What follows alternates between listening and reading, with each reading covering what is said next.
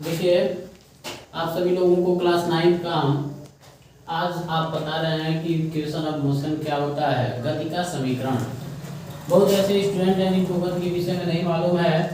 One plane motion होता है, 2 dimension होता है, 3 डायमेंशन होता है।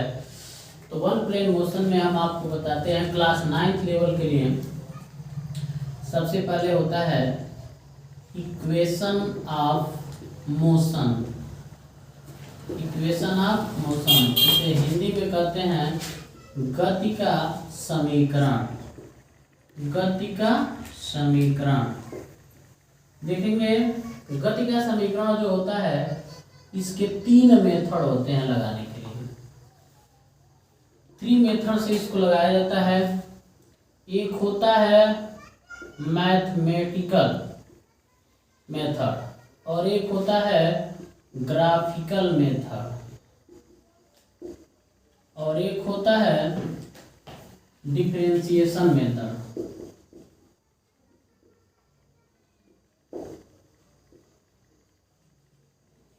इसे हिंदी में कहते हैं गणितीय विधि से और इसे कहते हैं ग्राफीय विधि से और इसे हम कहते हैं अवकलन विधि से। अवकलन विधि से यह 11th के जब जाएंगे 11th में आएगा। ये भी लगभग 11th के लिए ही है, लेकिन यह क्लास 9th के लिए है मैथमेटिकल। अब इक्वेशन ऑफ मोशन में यानी गति का जो मेरा समीकरण है वह क्या होता है इसके विषय में जानेंगे। यह सीधे वन प्लेन मोशन में है। वन प्लेन मोशन का मतलब यह हो गया कि जो वस्तु बिल्कुल सीधी रेखा में चलती हो और एक ही डायरेक्शन हो, चाहे हॉरिजॉन्टल हो चाहे मतलब समझिए वर्टिकल हो चाहे हॉरिजॉन्टल हो, लेकिन एक ही रास्ते में, मतलब चाहे ऊर्ध्वाधर हो चाहे क्षैतिज हो। पहला नंबर गति के समीकरण, यह गति के इसके समीकरण होते हैं फर्स्ट सेकेंड थर्ड। फर्स्ट होता है v बराबर u plus a t, s बराबर u t plus half a t का स्क्वायर और v स्क्वायर बराबर u स्क्वायर प्लस 2as। अब इसमें क्या क्या होता है सबसे पहले हम जानेंगे। जो इसके तीनों टर्म्स हैं इन टर्म्स को हमको जानना है क्या क्या होता है। सबसे पहले v है, v को हम इंस्टेंटेनियस वेलोसिटी कहते हैं। इसे यह v जो v है नहीं इस लास्ट वेलोसिटी हम v को कहते हैं और u को हम इंस्टेंटेनियस वेलोसिटी कहते हैं। यानी u को हम कहते हैं प्रारंभिक वेग। प्रारंभिक वेग हिंदी में कहते हैं और अंग्रेजी में इंस्टेंटेनियस वेलोसिटी होता है। v बराबर होता है अंतिम वेग। अंतिम वेग इसे हम लास्ट वेग कहते हैं। और जो a होता है a को हम एक्सीलरेशन कहते हैं, इसे हम त्वरण कहते हैं। और t को जो हो t को हम कहते हैं समय। और यश आता है, यश को वस्तु द्वारा चली गई दूरी होता है। तो इस प्रकार इन सब टर्म्स को हमको जानना जरूरी है। अब मान लो कि अगर कोई व्यक्ति है, कोई साइकिल सवार है, मोटरसाइकिल सवार है, तो मोटरसाइकिल सवार है और वह मोटरसाइकिल सवार गाड़ी पर बैठा और अपना एक्सीलरेटर दबाया और चलना शुरू कर दिया। उसकी गाड़ी u स्पीड से, यानी उसकी गाड़ी u स्पीड से चलना प्रारंभ कर दिया और वह t टाइम में यस डिस्टेंस यानी यहाँ से यहाँ तक यस डिस्टेंस तय किया, यस दूरी गया और उस समय यह ब्रेक ले लिया और जब यह चला तो उस समय इसके त्वरण a हो गया। इसका जो त्वरण था वह a हो गया, समय t चला और दूरी यस चला, उस समय इसकी वेलोसिटी लास्ट वेलोसिटी हो गया v। तब यह हो रहा है कि इसके लिए गति का पहला समीकरण हम सिद्ध कर रहे हैं।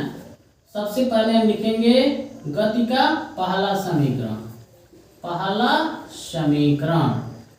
समीकरण सिद्ध करेंगे। अब यह मोटरसाइकिल सवार में ही पहला समीकरण सिद्ध हो जाएगा।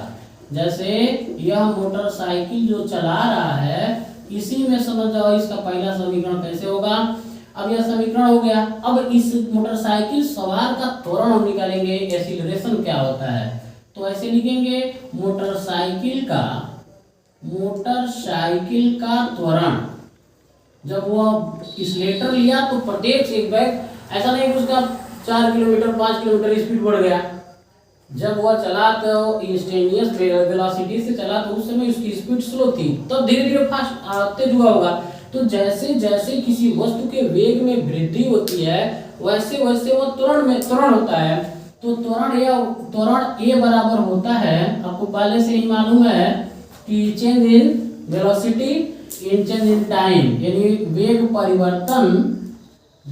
परिवर्तन बटे समय अंतराल। अब देखेंगे वेग परिवर्तन क्या है। ऑलरेडी पहले u से v हो गया, पहले धीरे धीरे चला बाद में तेज हो गया, तब वह क्या हो गया, यानी वेग परिवर्तन, यानी अंतिम वेग में से पहले वेग को घटा लेते हैं। तो ऐसे लिखेंगे अंतिम वेग माइनस प्रारंभिक वेग और बटे समय। अब ये क्या हो गया a। अब यहाँ पर आएंगे अंतिम वेग मेरा क्या है v है और माइनस u और बटे t कर लेंगे। इसके वो नीचे 1 और ऐसे लिखेंगे बाई क्रॉस मल्टीप्लिकेशन करने पर, यानी इसे तिर्यक गुणा करने पर कहेंगे, हिंदी में कहते हैं इसे तिर्यक गुणा करने पर। जब गुणा करेंगे तो आराम से यह प्यारे लाल से मजबूर यानी ये t और यह हो जाएगा v माइनस u। अब क्या करेंगे, v को हम यही रहने दें। अब क्या हो रहा है, इधर u को इधर लाएंगे तो माइनस और इधर आ जाएगा प्लस, तो यानी u और प्लस at, यानी यह इस चीज को इधर लिखा है। अच्छा इस तरह यहाँ लिखेंगे v बराबर u प्लस at। यह that is your first equation, यानी मेरा जो फर्स्ट इक्वेशन है यह कंप्लीट हो गया। इसी मोटरसाइकिल सवार के लिए हम दूसरा का समीकरण कैसे सिद्ध करेंगे। अब हम दूसरा का समीकरण आएंगे, जो मेरा द्वितीय समीकरण होगा गति का, इसके लिए क्या होता है। अब देखेंगे, आपको मालूम है कि हमको मालूम है कि मोटरसाइकिल सवार के लिए जो चली गई दूरी होता है, तो दूरी बराबर क्या होता है, चाल गुणे समय। यानी मोटरसाइकिल द्वारा तय किया गया दूरी, जो मेरा दूरी होगा, मान लेंगे यह निचलौल से महाराजगंज तक गया तो यह 10 किलोमीटर गया, तो यह यश बराबर क्या होता है कि यानी दूरी बराबर, यानी यह मेरा यश दूरी है, दूरी बराबर होता है चाल गुणे समय। अब चाल को यह, लेकिन ये जो चाल है, यह चाल क्या होगा कि जो इसका एवरेज स्पीड होगा, मतलब एवरेज स्पीड से यहाँ मतलब यानी औसत चाल, इसे हिंदी में कहेंगे हम। अब यश बराबर ये मेरा औसत चाल गुणे समय आएंगे। अब यश औसत चाल मान लो दुइये वो चाल है, चाहे u और v है, तो पूरी औसत एवरेज निकाला जाता है, तो टोटल संख्या वाई से, टोटल पदों से हम डिवाइड कर देते हैं। तो यह मेरा u हो जाएगा और प्लस v हो जाएगा और बाई 2। ऑलरेडी समय है, गुणा है तो गुणा है और समय है तो ये मेरा t हो गया। अब देखेंगे यहाँ लिखेंगे जहाँ v है वहाँ u प्लस at लिखेंगे, तो यश बराबर मेरा होगा u प्लस, इसकी जगह पर लिखेंगे हम v की जगह पर u प्लस at, तो यह मेरा होगा u प्लस at और बाई सबके 2 और इंटू t। थोड़ा सब जगह बनाते, यहाँ पर आते हैं,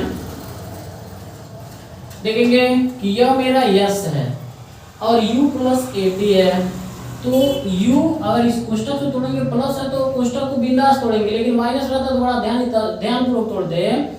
u और u जोड़ेंगे तो 2u हो जाएगा प्लस, और यहाँ मेरा 80 है और बाई 2 है और इंटू यहाँ t है, लेकिन दोनों के लिए t है।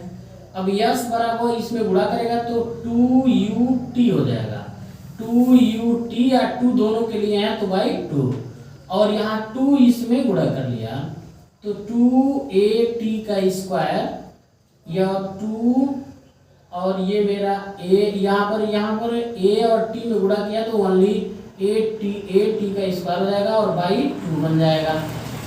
इस 2 से यह 2 समाप्त हो जाएगा। अब यहाँ पर क्या होगा, यस बराबर यहाँ बचेगा क्या, ut बचेगा प्लस यहाँ पर ऐसे 1/2 हो जाएगा, 1 और 2 हो जाएगा और ए टी का स्क्वायर बन जाएगा। यह मेरा इक्वेशन नंबर 2 बन जाएगा। अब हम समीकरण नंबर 3 पर आएंगे। जो समीकरण 3 है, समीकरण 3 को हम कैसे द्वितीय समीकरण यानी तृतीय समीकरण पर आएंगे। यह तृतीय समीकरण तो बिल्कुल आसान है, इसको तो थोड़ा सा अगर कोई मैथमेटिक्स जानता है तो तुरंत क्लियर कर लेगा। जैसा फिर आओगे यहाँ पर देखो v स्क्वायर, जैसे सबसे पहले हम यहाँ लिखेंगे गति के प्रथम समीकरण क्या होता है, v बराबर u प्लस ए टी। हम क्या करेंगे, दोनों पक्षों का वर्ग कर देंगे, लिखेंगे दोनों पक्षों का वर्ग करने पर, वर्ग करेंगे तो यह हो जाएगा v का स्क्वायर, यह हो जाएगा a प्लस बी का होल स्क्वायर में टूटेगा तो a का स्क्वायर प्लस b का स्क्वायर प्लस 2ab, 2 a के जगह पर a u और यहाँ t। यहाँ पर देखोगे v का स्क्वायर बराबर u का स्क्वायर प्लस, यहाँ पर हम क्या करेंगे कि at का स्क्वायर है तो इसमें हम क्या करना है, 2 से ऊपर और 2 से नीचे मल्टीप्लाई करते हैं। ऐसा इसलिए करते हैं क्योंकि यह आवश्यकता पड़ने ना, क्योंकि इसे काट देंगे कोई मान में फर्क नहीं पड़ेगा, लेकिन हम आवश्यकता के लिए यानी 2 को हमने बाहर ले लिया और यहाँ क्या बच गया, 1/2 बच गया, 2 बाहर ले लिया तो यहाँ बचेगा 1/2 और 2a कॉमन ले लेंगे। एक मिनट, यहाँ पर ऐसे लिखेंगे 2a हम कॉमन ले लेंगे तो यहाँ 1/2 बचेगा और 1a बाहर हो गया, केवल अकेला a बचेगा और यहाँ t का स्क्वायर प्लस यहाँ 2a बाहर हो गया है, केवल क्या बचा है ut। यहाँ पर देखोगे v का स्क्वायर बराबर u का स्क्वायर प्लस यहाँ 2a और इतना टोटल की जगह पर गति का तृतीय समीकरण आया, यस बराबर ut plus half a t का स्क्वायर। तो इतना टोटल की जगह पर क्या हो जाएगा, केवल यस। इस प्रकार हमारा तीनों समीकरण प्रूफ हो जाएगा। ये तो रहा केवल गणितीय, बिल्कुल आसान चीज होता है। ग्राफिकल मेथड भी इससे बहुत सरल होता है, इसको भी जैसे चाहोगे वैसे लगा लोगे, लेकिन कभी भी कोई भी इसका लगाने से पहले इस पर बिना न्यूमेरिकल्स का यह मजा नहीं होता है। अब देखो कोई साइकिल सवार अगर गाड़ी चला रहा है और अचानक कहीं जाकर ब्रेक ले लिया तो उस समय उसकी गाड़ी में मंदन हो गया, त्वरण कम हो गया, तो उस समय ये जितने फार्मूले हैं वो सब माइनस में हो जाते हैं, निगेटिव होता है।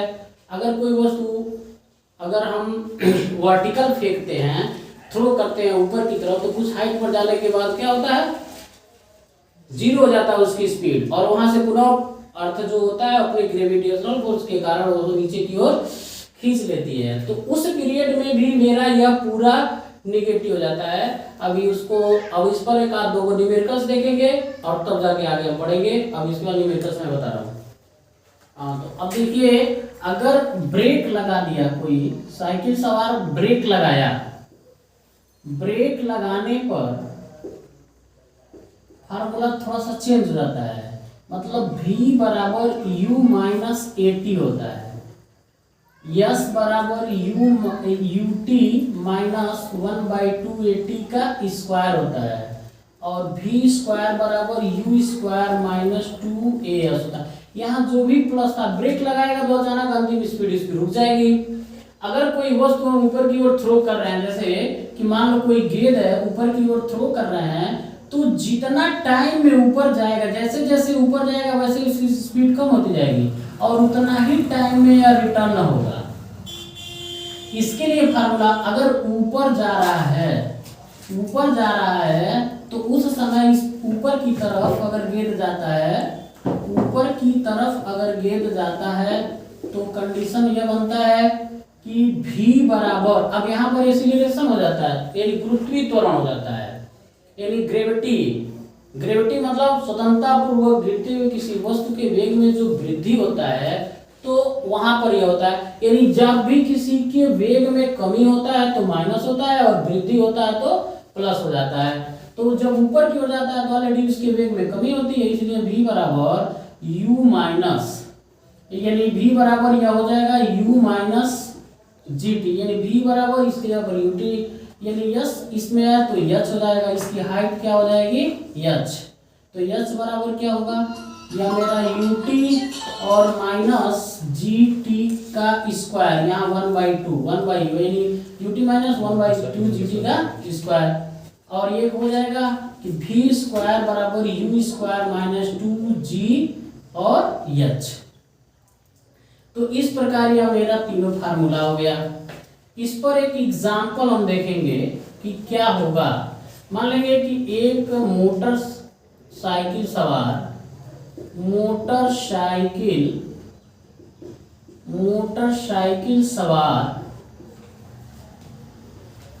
20 मीटर प्रति सेकंड की चाल से 20 मीटर प्रति सेकंड की चाल से चल रहा है। ऐसे लिखेंगे, ब्रेक लगाने पर 4 सेकंड में रुक जाता है। मोटरसाइकिल सवार के द्वारा तय की गई दूरी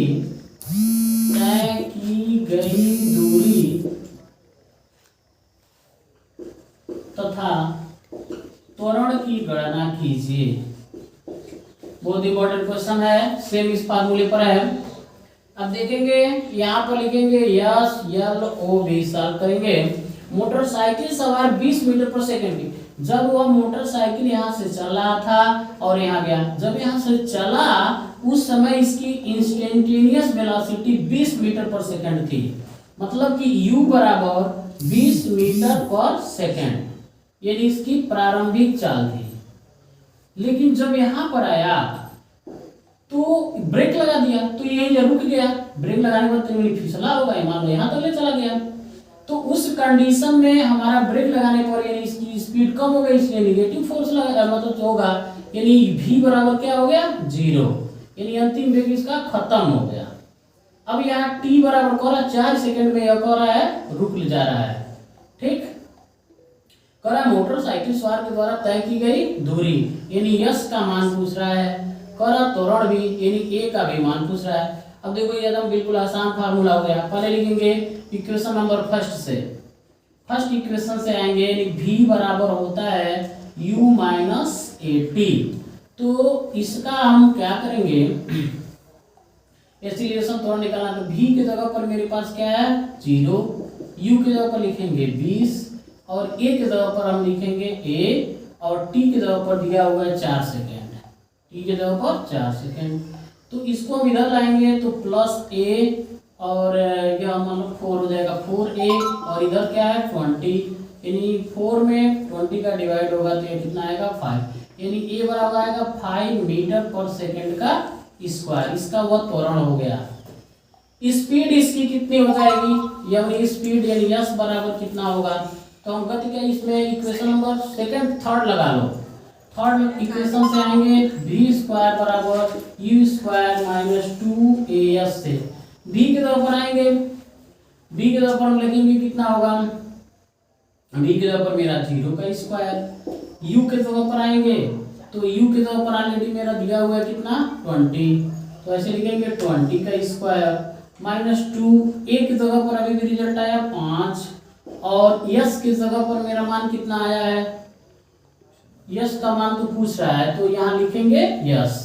तो यहाँ पर इसको हम 0 लिखेंगे और 20 का स्क्वायर होगा 20 गुणे 20 करेंगे तो 20 गुणे 20 यानी 20 का 2 दूनी 400 हो जाएगा।